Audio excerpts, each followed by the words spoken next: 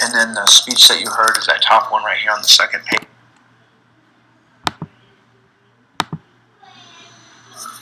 Hello there, my name is Michael Vick, and today we're going to be talking about technology in the education world.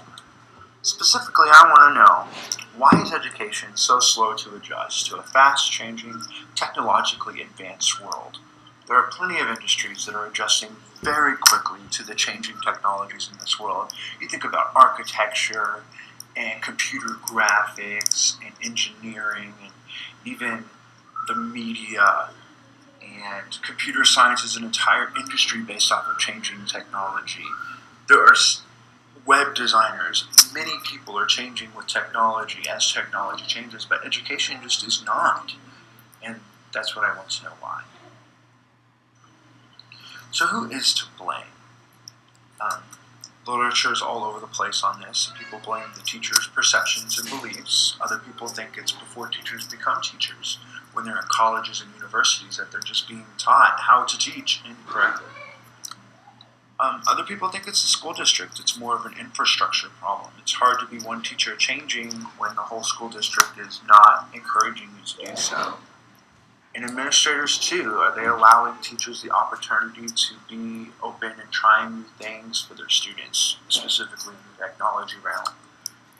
Parents too, they were taught a certain way in school, and are they adjusting? Are they changing to the way the world is changing, or do they expect schools to do the same thing they did for them? Sit down, listen to the teacher talk, and then be tested. Is that just the way the parents are viewing things?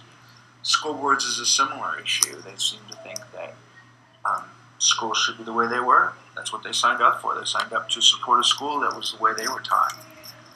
And then also, it's important to understand that technology does cost a lot of money. To utilize especially the up-to-date stuff, the current stuff, it just costs a lot of money. What does the literature say on the matter? Initially there was some thought that teachers are facing problems with accessibility.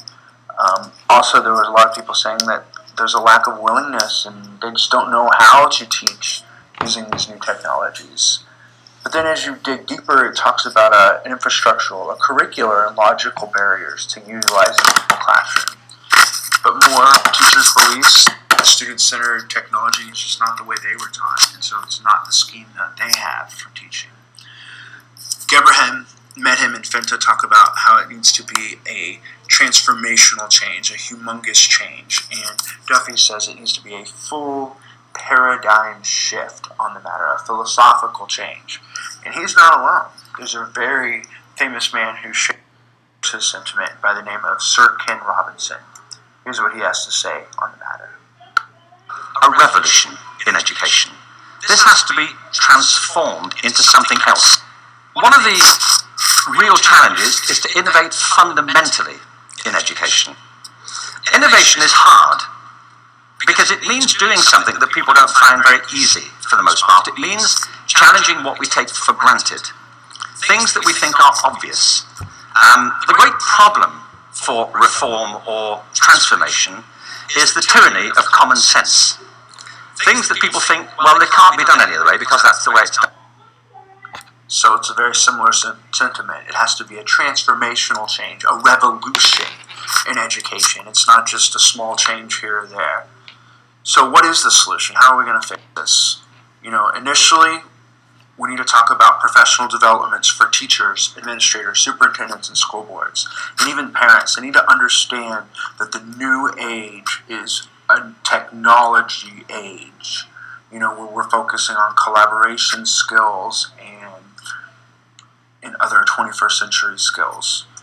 But long term, I think it needs to be a full paradigm shift. Just as Duffy said, it needs to be a transformational change.